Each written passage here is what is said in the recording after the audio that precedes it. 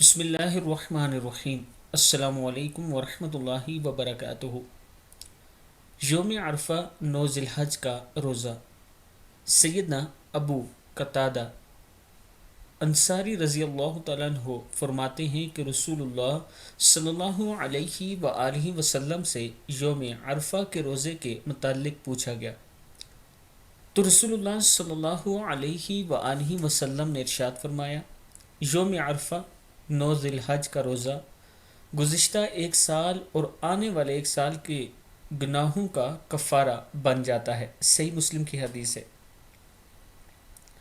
یوم عرفہ کا جو روزہ ہے، اگر آپ یہ رکھتے ہیں تو گزشتہ ایک سال اور آنے والے ایک سال کے گناہوں کا کفارہ بن جاتا ہے۔ صحیح مسلم کی حدیث ہے۔ اللہ تعالی ہم سب کو رسول اللہ صلی اللہ علیہ وآلہ وسلم کے فرمان کے مطابق زندگی گزارنے کی توفیق دے۔ السلام علیکم ورحمۃ اللہ وبرکاتہ۔